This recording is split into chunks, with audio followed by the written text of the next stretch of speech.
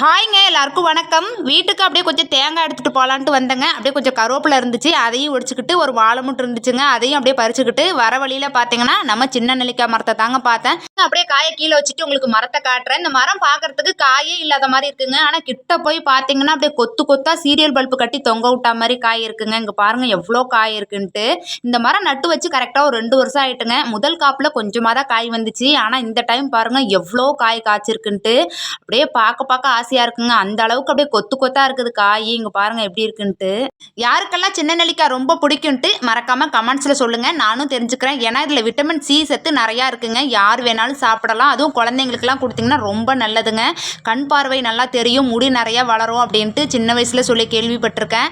அதே மாதிரி நான் ஸ்கூல் படிக்கும் போதெல்லாம் இந்த நெல்லிக்காய் வந்து பள்ளிக்கூடத்து வாசல்லாம் விற்குவாங்க, அதுவும் வாங்கி சாப்பிட்ருக்கேன். சின்ன நெல்லிக்காய் வந்து நம்ம சாப்பிடும்போது பல்லு கூசுங்க, அதனால அதிகமாக யாரும் சாப்பிட மாட்டாங்க. ஆனால் இந்த நெல்லிக்காய் வந்து நம்ம அப்படியே சாப்பிட்டா தாங்க நிறைய சத்து வந்து நம்ம உடம்புல வந்து சேரும். இது வந்து நோய் எதிர்ப்பு சக்தியை அதிகரிக்குங்க. அது மட்டும் இல்லாமல் இந்த நெல்லிக்காயில் வந்து கால்சியம் சத்து, மேக்னீசியம் சத்து அதிகமாக இருக்கிறதுனால நம்ம எலும்பு வந்து ரொம்ப வந்து நல்லா பலப்படுத்துறதுக்கு இந்த நெல்லிக்காய் வந்து ரொம்ப ஹெல்ப் பண்ணுங்க.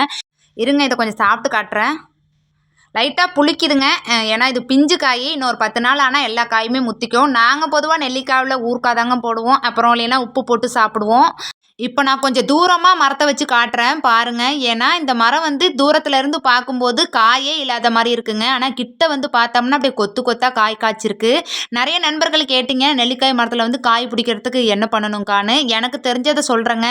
பொதுவாக நெல்லிக்காய் மரத்தை பொறுத்த வரைக்கும் 1 வருஷம் இல்லைன்னா 1.5 வருஷத்தில் காய் வந்துடுங்க. அதுக்கு முன்னாடியே நீங்கள் இதை ட்ரை பண்ண வேண்டாம். எங்கள் ஊரில் என்ன பண்ணுவாங்கன்னு சொல்கிறேன். அதாவது நெல்லிக்காய் மரத்துக்கு வேர் இருக்கு இல்லைங்களா, அதை கொஞ்சம் மண்ணை பறிச்சுட்டு கட்டி பெருங்காயத்தை வாங்கிட்டு வந்து அந்த நெல்லிக்காய் மரத்தோட வேரை ஒட்டி அந்த பெருங்காயத்தை வைக்கணுங்க. வச்சுட்டு மண் போட்டு மூடிட்டு ஒரு நாள் தண்ணி விடணும். அந்த பெருங்காயம் வந்து கரைய அது வந்து நெல்லிக்காய் மரத்துக்கு இயற்கை உரமாக மாறிடுங்க.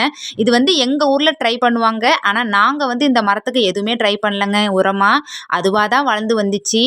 நீங்கள் வேணும்னா உங்கள் மரத்துலலாம் காய் காய்க்கவே இல்லை, 2 வருஷம் 3 வருஷம் ஆயும் நெல்லி மரத்தில் காய் இல்லை அப்படிங்கிறவங்க மட்டும் கண்டிப்பாக ட்ரை பண்ணி பாருங்கள்.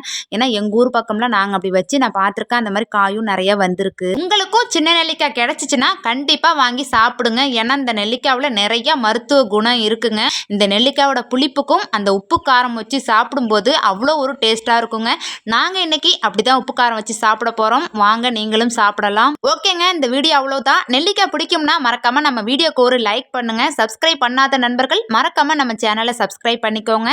இது வரைக்கும் என்னோட வீடியோ பார்த்ததுக்கு தேங்க்ஸ் ஃபார் வாட்சிங்.